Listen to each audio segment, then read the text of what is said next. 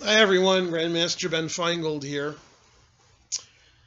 Yeah, this was the last round of the Pro Chess League, round six. And this was the most heartbreaking game for me, although I was very fortunate previous round. Hopefully you've watched that video where I drew the dead lost position. And here I went from equal to completely winning to slightly worse to equal to slightly worse to dead lost. And in a 15-minute game, that was a lot of emotions. Okay, so as you can see, I started with d4. This is against Michael Brown. I've seen Michael Brown in St. Louis and Charlotte, but I've never played him. So now that I don't see him, now I'm playing him. Yeah, this was a very depressing game. So I was white in a Queen C2 Nimzo-Indian. And I've been playing Queen C2 Nimzo-Indian for 33 years now. I started playing it when I was 14. And after castles, the main move for a long time was a3, attacking the bishop. That's a move I've never played.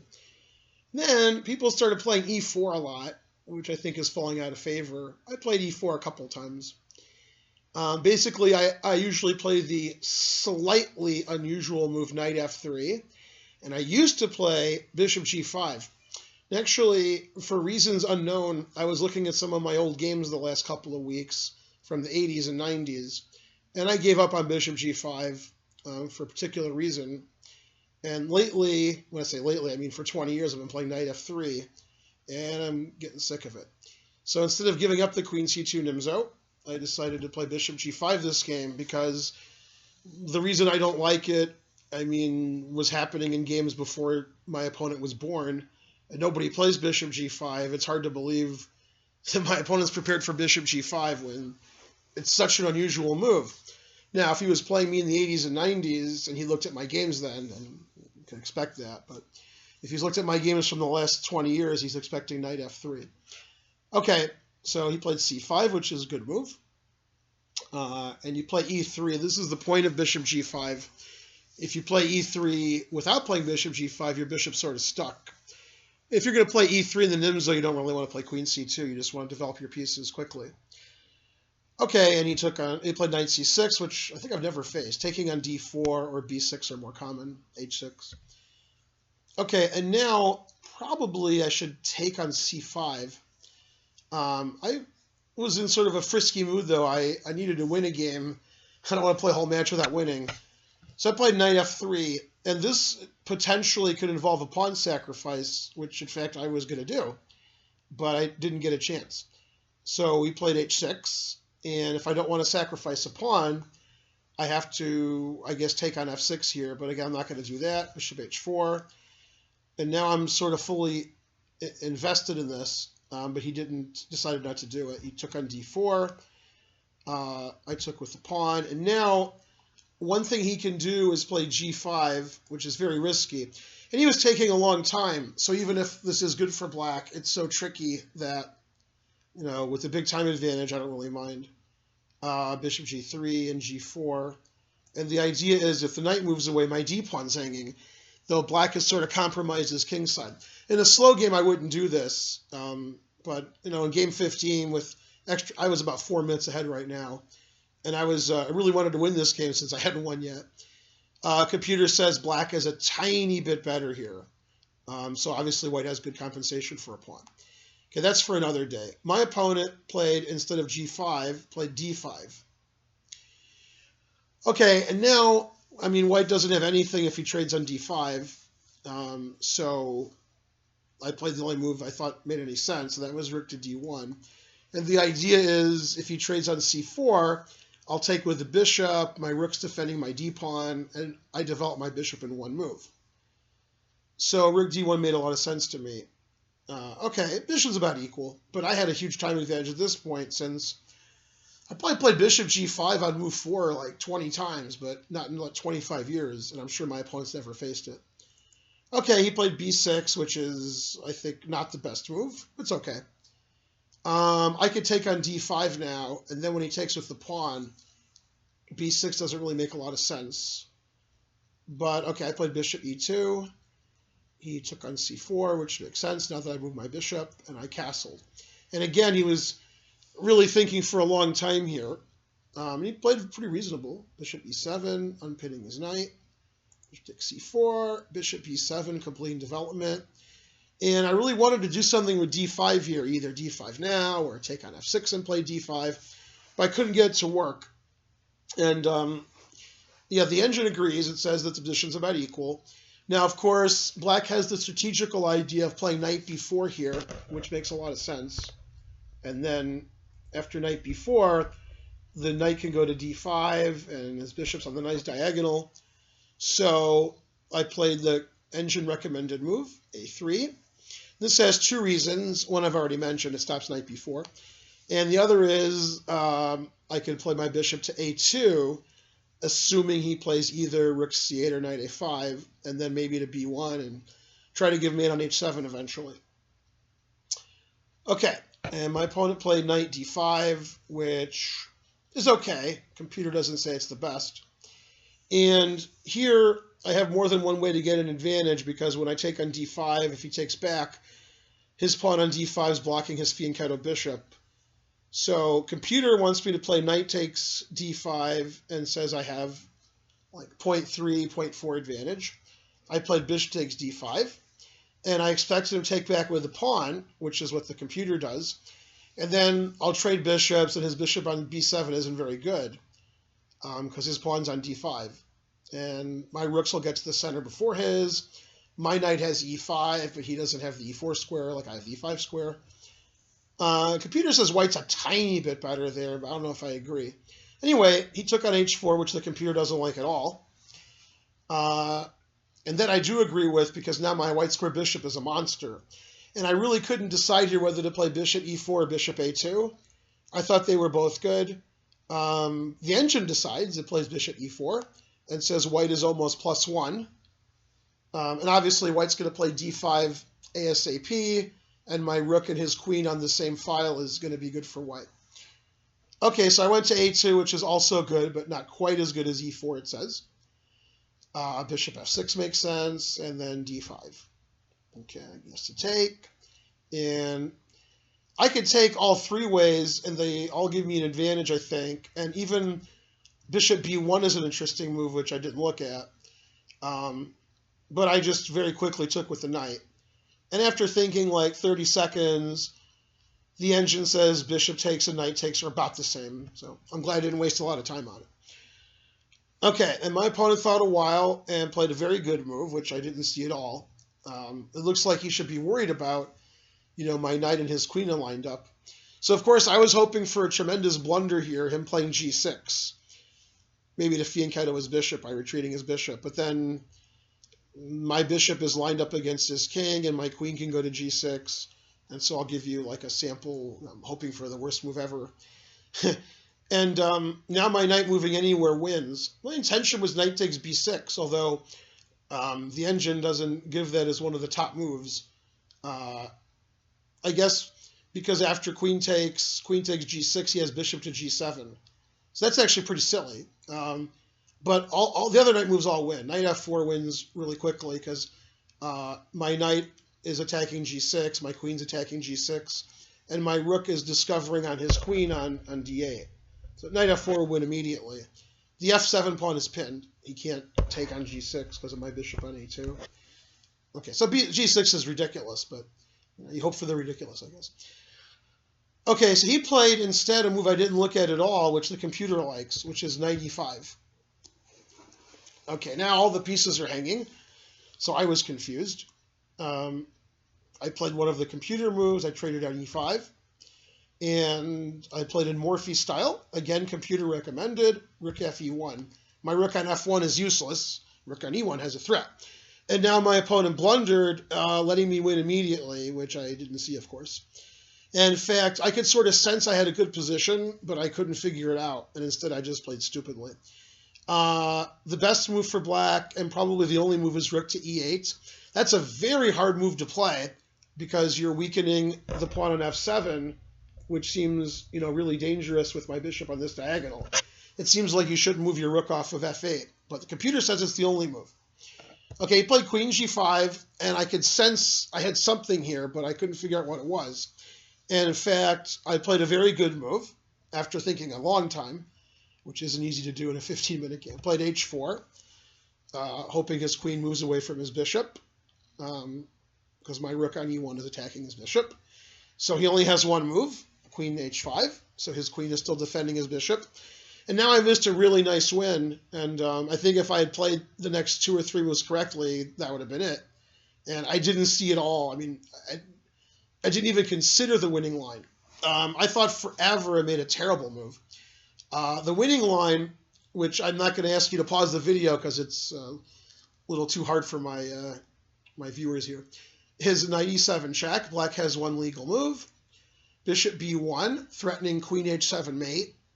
Black has one reasonable move. You can't play f5 because you need your queen to defend your bishop. So g6 is the only move. And then this amazing move, rook to d7.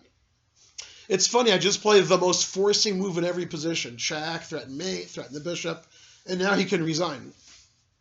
Of course, he wouldn't have resigned. Nobody would resign here with black. But if 2 supercomputers were playing, maybe they would resign.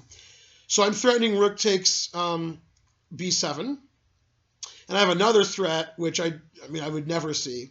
If it was a puzzle, I might see it, but not in a real game. So, well, actually, the other threat's more important than rook takes b7. So the other threat's almost impossible to see for a human. So let's play a normal move for black, like, I don't know, bishop a6 or rook b8. Some move that saves his bishop.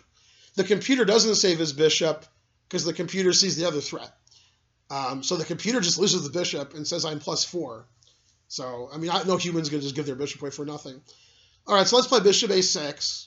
And, all right, you can pause your video now. And white has a move which the computer says is +15.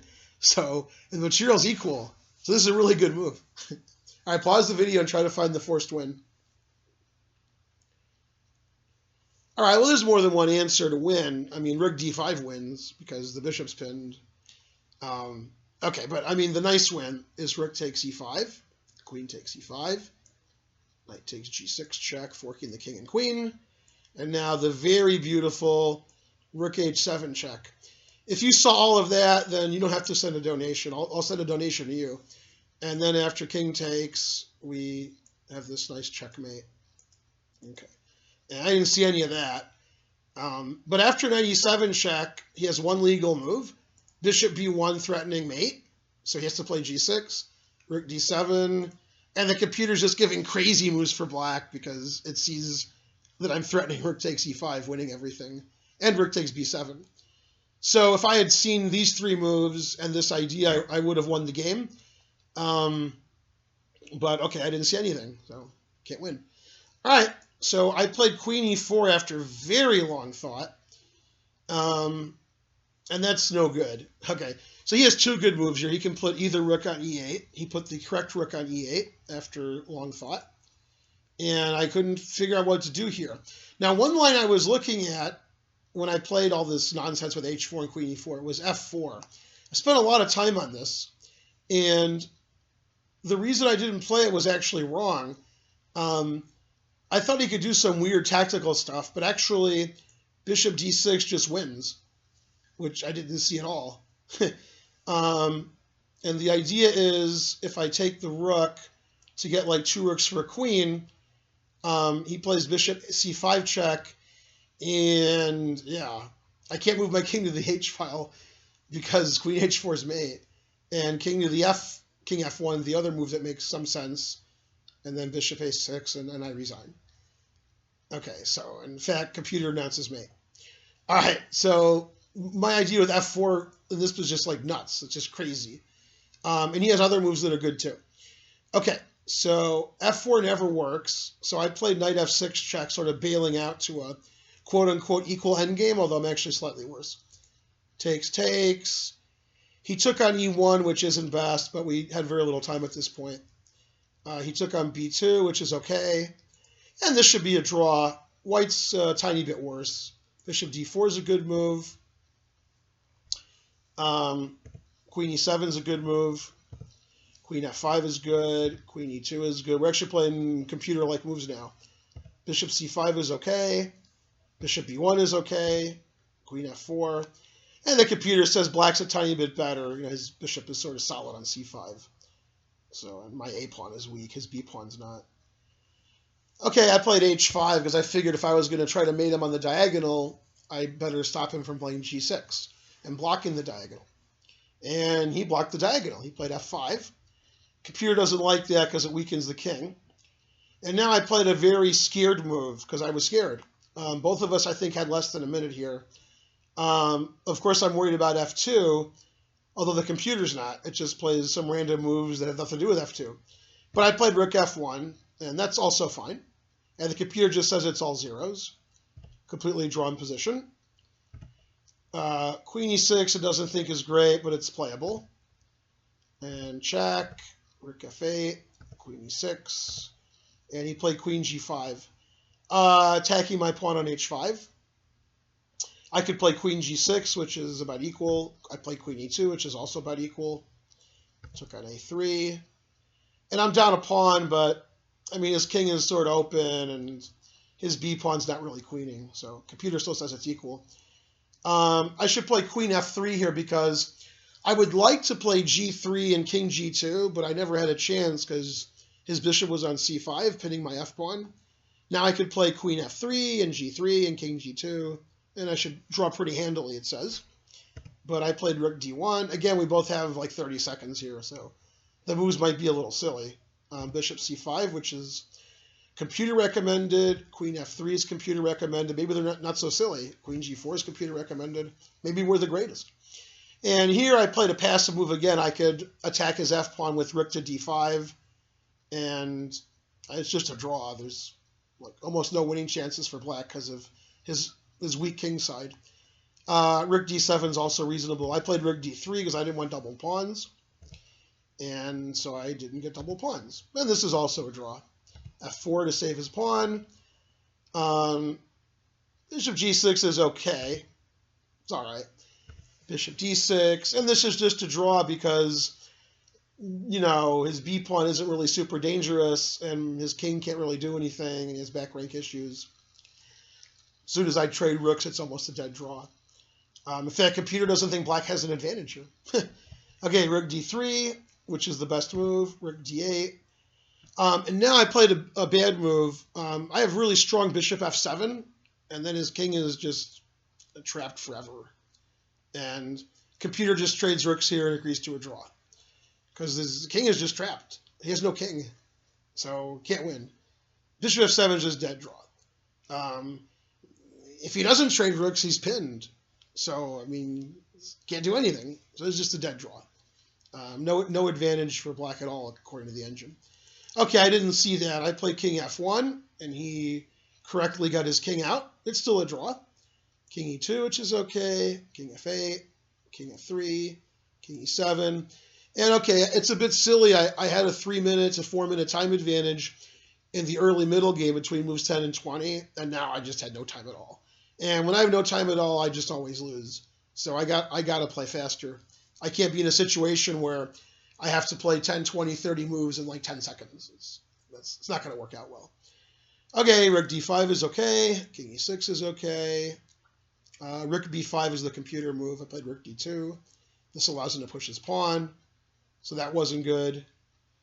Still should be a draw. Check.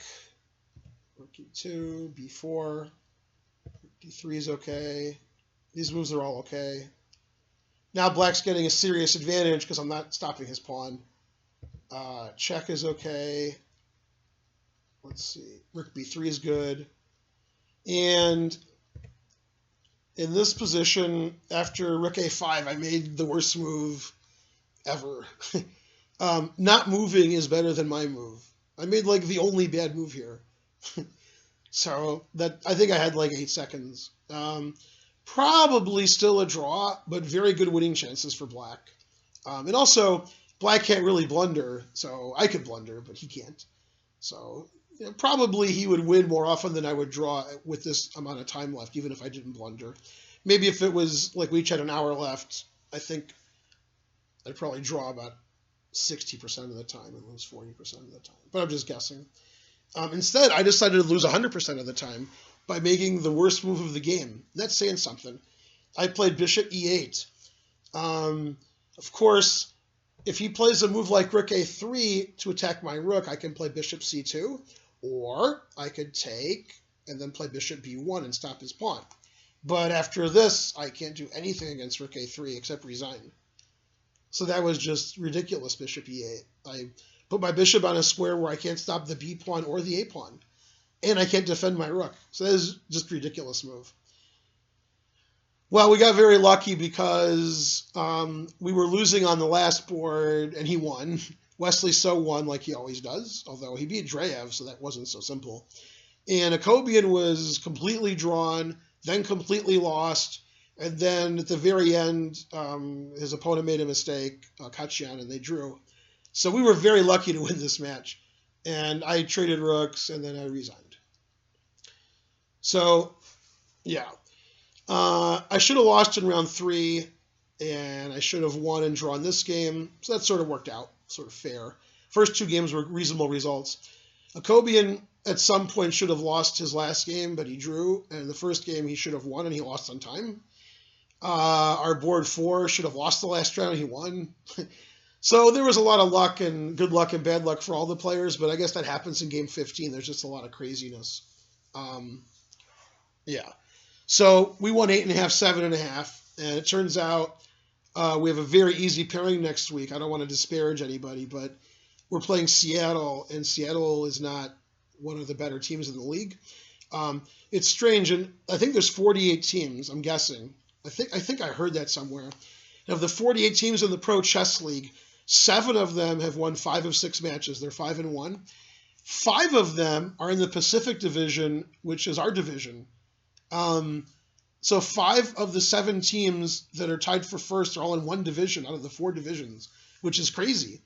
And we happen to have the best tie breaks, which may not be the case after next match, but it's possible.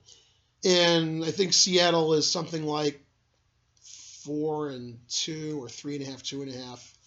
They have a very strong player in Georgy Orlov, who should be a grandmaster. He's not, but he should be. He's been over 2,600 USCF for many years, and he probably isn't anymore. He doesn't play very often. And they have some other masters, but they're not anywhere near as good as the top teams. So a pretty easy pairing for us. I expect we'll win maybe 10.5, 5.5, something like that. Especially with Wesley playing, because Wesley always wins all his games. So, all right. So I might play next week. I'm not sure yet. I won't know until, I think, Saturday or Sunday, and then I'll let you guys know. All right, this is Grandmaster Ben Finegold. That was a very long video, and I lost. But our team won, and that's more important, especially since it's not rated. So please like and subscribe and do all that stuff I'm always telling you to do. No donation is too large, so keep donating. The more you give, the more you learn, and all that nonsense that I always say. And, well, tomorrow morning, although today for some of you who are watching the video in the morning, or even after that, I'm playing round 2 of the St. Louis Winter Invitational. And in my group today, there were 4 draws, and there was a win between the Turkish IM, Khan, and against Nikhil Kumar from Miami. So he's in clear first, and I have black against him tomorrow morning, followed by white against Kumar in the evening. For the next 3 days, we play 2 games a day. So it won't be easy to make videos all the time, but I'll do it anyway. All right, this is my longest video. So I win, you win, we all win. And in this game, Michael Brown won. All right, www.atlchessclub.com. And I'll see you guys next time. Bye, everyone.